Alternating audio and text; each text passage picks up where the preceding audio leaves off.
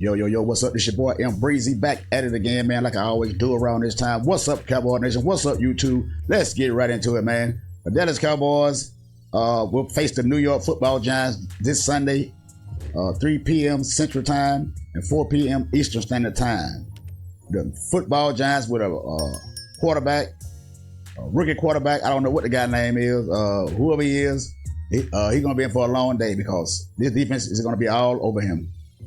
But anyway, coming off a loss, man, against the Eagles this past Sunday. One Cowboy player in particular, man, has been getting, he's been getting talked about bad in a negative way this week, all this week.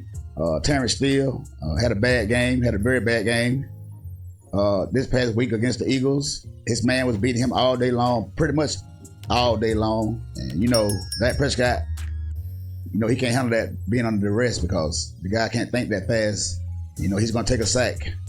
He's not going to throw the ball away because he can't process that fast. So first thing he's going to do, he's going to go down and take the sack. Sometimes be at the wrong time too. But that just is what it is. Let's look at Terrence Steele, man. The stats. According to a Pro Football Focus, Steele allowed 12 pressures, 7 hurries, and 4 sacks against the Eagles. He finished with a pass block grade of 15. It gets worse. Among qualified tackles this season, Steele has allowed 7 most pressures, 29, second most sacks, 6, and 5th most quarterback hits with 5. Steele has more than double the allowed pressure of the next Cowboys offensive lineman, Tyler Biotis, with 14.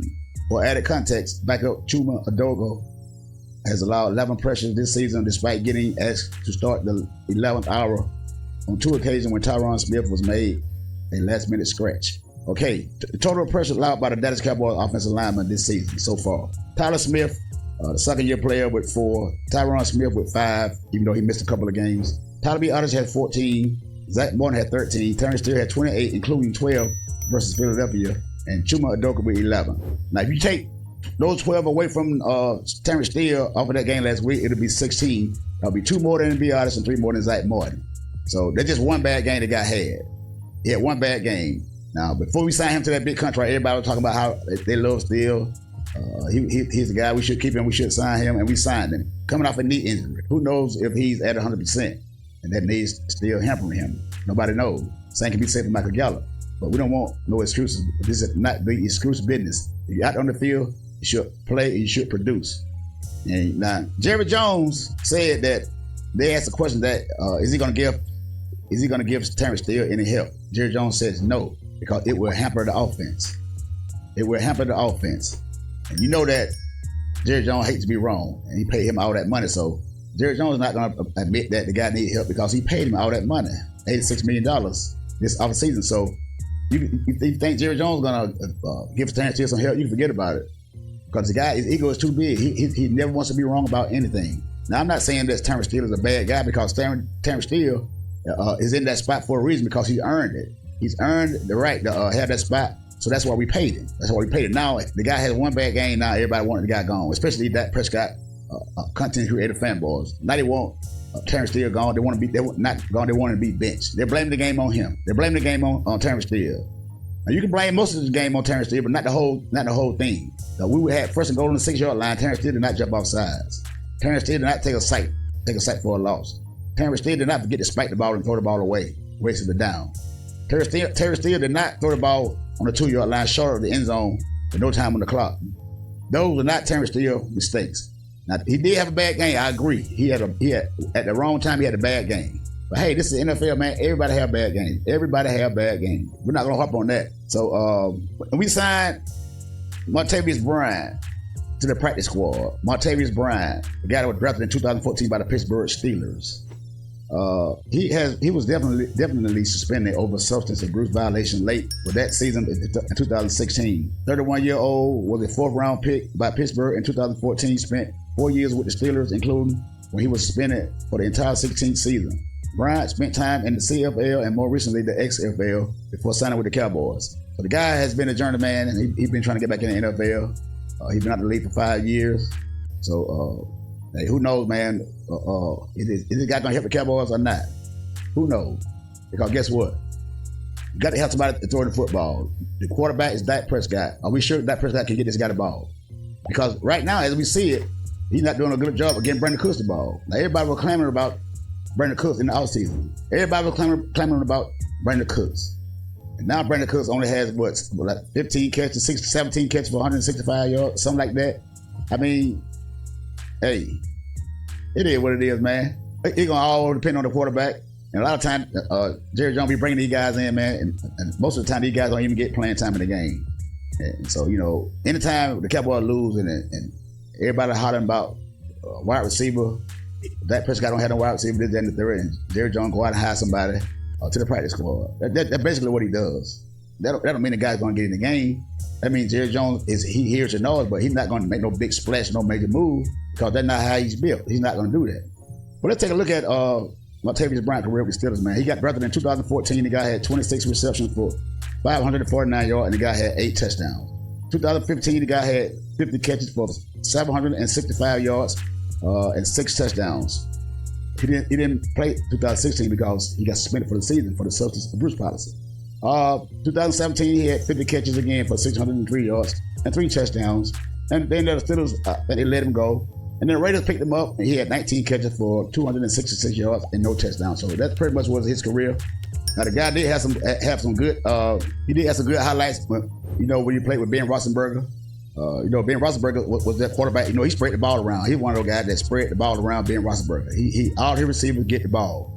That's one thing you can say about Ben Roethlisberger. His guys, all of his receivers got involved in the game early, and he had trust in them during the whole game. Unlike Dak Prescott. Dak Prescott, you might get a ball here and there if you're a receiver for the Dallas Cowboys. Your name not CeeDee Lamb, or you're not Jake Ferguson or a tight end. You might get a ball your way, anytime. But you got to be ready for it because you never know when it's gonna come. Because now I think that's the problem with him and Gallup. They don't have the right connection because Michael Gallup don't get the ball thrown his way enough. And that's just my opinion. And when the ball comes his way, he be shot. The pass be unexpectedly, and for whatever case, it might drop it. The ball might be behind him or over his head. A lot of times, there'll be tough catches Gallup has to make. And like on the 4th down and 8, when he threw the ball to Jalen Tolbert, which was a very high pass.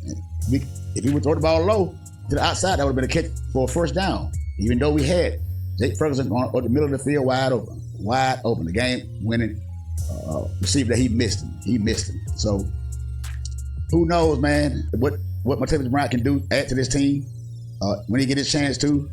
He got to learn the playbook first, so I'm thinking of a couple of weeks he'll be on the practice squad, then they'll elevate him up as our schedule get harder, especially we need him in the red zone because we're still horrible in the red zone, almost dead last at the red zone, and goal to goal we'll rank 31st, one behind the last place team, which is the Broncos.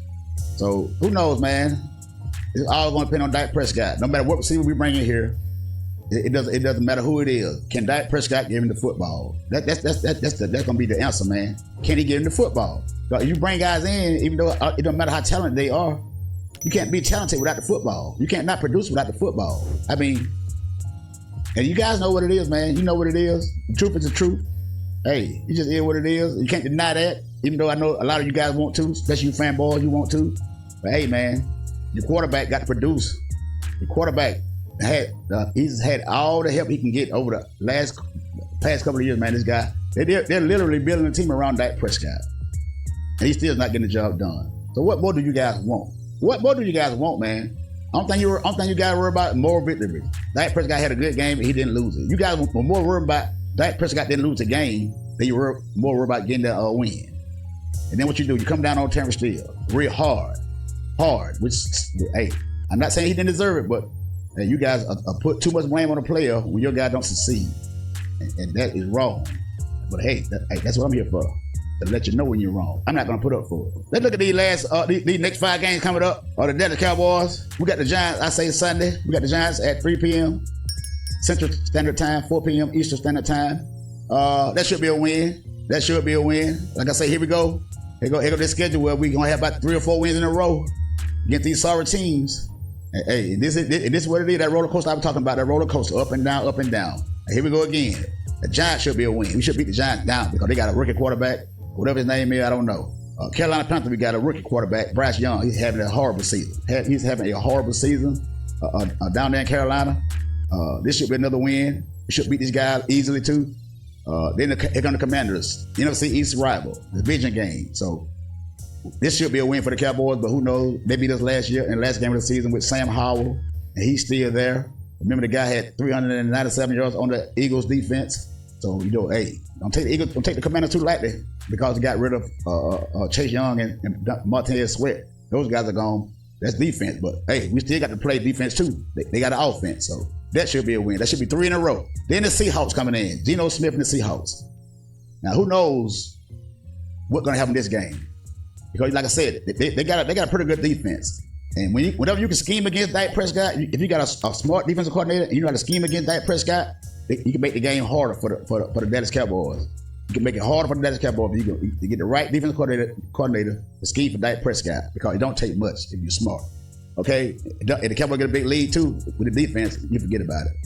And the Eagles coming up. This is a game that a lot of guys saying that the Cowboys should win now because we had a quote unquote moral victory. We didn't get beat by 5 points rather. So everybody's saying that this is a game we should win because of the moral victory. So this should be 5 games in a row. Let you guys tell it. It should be 5 games in a row.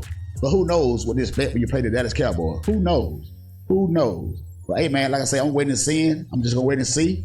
I'm not one of these guys that's going to get on here and brag and boast about what the Cowboys should do and who we're going to beat, because I already know.